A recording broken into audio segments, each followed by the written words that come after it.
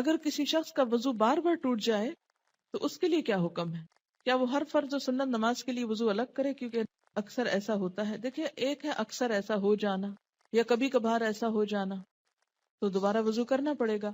لیکن ایک ایسی بیماری ہوتی ہے کہ جس میں انتڑیوں کی خرابی کی وجہ سے، انٹسٹائن کے پرابلم کی وجہ سے بعض لوگوں کے بارے میں آتا ہے کہ ان کو ایسی تکلیف ہو جاتی ہے. میں نے کسی ڈاکٹر سے کنسلٹ کیا تھا، کیونکہ اکثر لوگ ایسا مسئلہ پوچھنے کو آتے ہیں.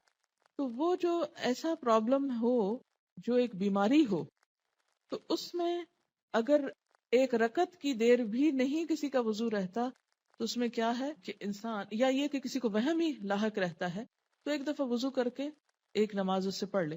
لیکن کبھی کبھار ایسا ہو جانا یا دن کی 5 نمازوں میں سے 1-2 میں ایسی کوئی تکلیف ہو جانا، تو اس کے لیے یہ حکم نہیں ہے. اس کے لیے حکم یہ ہے کہ آپ اپنے کھانے کی ہیبٹس درست رکھیں، وقت پر کھائیں، صحیح خوراک کھائیں، تو آپ کو وضو کا مسئلہ نہیں ہوگا. ایسی چیزیں مت کھائیں جن کے بارے میں آپ کو پتا ہے کہ آپ کو ان سے الرجی ہے اور سٹمک اپسیٹ ہوتا ہے یا آپ کے وضو میں پرابلم ہوتا ہے. یہ ہر شخص اپنی عادت خود جانتا ہے، اور دین کی حفاظت، نمازوں کی، وضو کی، ان سب چیزوں کی ہماری ذمہ داری ہے.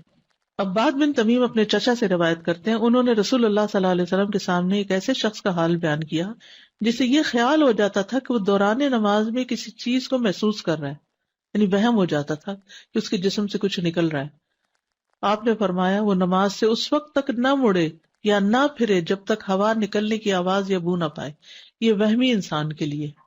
عام حالات میں انسان کو جب ہوا نکلتی ہے تو پتہ چل ہی جاتا ہے، تو وہ عام اس کو نہ لے. یعنی محض شک کی بنیاد پر یا وہم کی بنیاد پر یا جسم میں ایسے ہی کوئی سرسراہٹ ہوئی ہے اس کی بنیاد پر وہ یہ نہ سمجھے کہ اس کا وضو چلا گیا ہے جب تک کہ واضح علامت نہ ہو. اب بعض اوقات یہ 2 علامتیں بہت واضح نہیں ہو سکتی، لیکن انسان کو یہ پتہ چل جاتا ہے کہ اس کے جسم سے ہوا نکلی ہے، تو اس وقت اس کا وضو نہیں رہے گا. لیکن محض وہم کی بنیاد پر نماز نہیں توڑنی چاہیے، کیونکہ بعض لوگ وضو کر ہی نہیں پاتے، 10 15 دفعہ وضو کرتے رہتے ہیں کہ شاید ان کے جسم سے پھر کچھ نکل آیا، تو وہ صرف شیطان کا وسوسہ ہوتا ہے.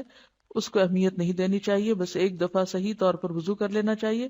اور اگر یہ 2 علامتیں محسوس ہوں وضو کے دوران یا پھر نماز کے دوران تو دوبارہ وضو کر لینا چاہیے. سہل بن حنیف سے روایت ہے، انہوں نے کہا مجھے مزی کی وجہ سے بہت مشقت برداشت کرنی پڑتی تھی، کیونکہ میں اس کی وجہ سے بہت کثرت سے بار بار غسل کرتا تھا. ہر دفعہ جب کوئی ایموشنل ایسا فیلنگ آئی اور اس سے جسم سے کچھ پانی نکلا تو میں پھر نہانے لگ جاتا، پھر نہاتا، تو بڑی مشکل میں تھا. تو میں نے رسول اللہ صلی اللہ علیہ وسلم سے دریافت کیا تو آپ نے فرمایا تجھے اس سے وضو کافی ہے. میں نے کہا اللہ کے رسول جو میرے کپڑے کو لگ جائے میں اس کا کیا کروں؟ فرمایا تجھے پانی کا ایک چلو کافی ہے، جہاں تیرا خیال ہے کہ وہ تیرے کپڑے کو لگ گئی ہے وہاں چلو بھر کے چھڑک دو، بس. ہر وقت استنجے کی بھی ضرورت نہیں. اس میں آپ دیکھیے کہ وضو ٹوٹنے میں ایک اہم اصول اگر آپ یاد رکھ لیں تو اس میں بہت سے مسئلے حل ہو جائیں. کیونکہ ابھی میں نے اس کا ذکر کیا تو آپ کہیں گے لکوریا میں کیا ہوتا ہے، تو کبھی کوئی اور بیماری کا نام لے آئیں گے، کبھی بواسیر کی بات کریں گے، کبھی کسی اور چیز کی بات کریں گے. تو ایک اہم اصول ہے کہ سبیلین سے جو کچھ بھی نکلتا ہے اس سے وضو ٹوٹ جاتا ہے. سبیلین 2 راستوں کو کہتے ہیں، یعنی جو یورین کا راستہ ہے یا پخانے کا راستہ ہے اس میں سے کچھ بھی نکلے، چاہے وہ خون نکلے، چاہے وہ پانی نکلے، چاہے وہ چپکتا ہوا پانی ہو، چاہے وہ لکوریا کہیں اس کو، کوئی بھی نام آپ اس کو دیں، یا ایون ہوا خارج ہو، تو اس سے وضو ٹوٹ جاتا ہے. یہ ایک اہم ترین اصول ہے. اگر آپ کو یہ یاد رہے تو پھر ہر ایک نئے نام کے ساتھ کچھ سوال کرنے کی ضرورت پیش نہیں آئے گی. تو کچھ بھی نکلے جو جسم پر محسوس ہو تو اس کو دھو کر، یا اگر دھونے کا موقع نہ ہو تو ٹشو سے صاف کر کے. میں اس لیے موقع کی بات کر رہی ہوں کہ عام طور پہ گھر میں تو سہولت ہوتی ہے، لیکن بعض اوقات آپ سفر میں ہیں، استنجے کا موقع نہیں ہوتا، تو ایسی صورت میں ایسی خواتین جن کو مسلسل ایسا ڈسچارج ہوتا ہے وہ پیڈ یا ٹشو استعمال کر کے وضو سے پہلے اس کو ہٹا دیں اور تازہ وضو کر لیں، چاہے ان کا ویسے وضو ہو بھی. تو چونکہ سبیلین سے کچھ بھی نکلے تو وضو نہیں رہتا، اس لیے اس نجاست کو صاف کرنا بھی ضروری ہے اور اس کے ساتھ دوبارہ وضو کرنا بھی. وضو کے بغیر نماز قبول نہیں کی جاتی.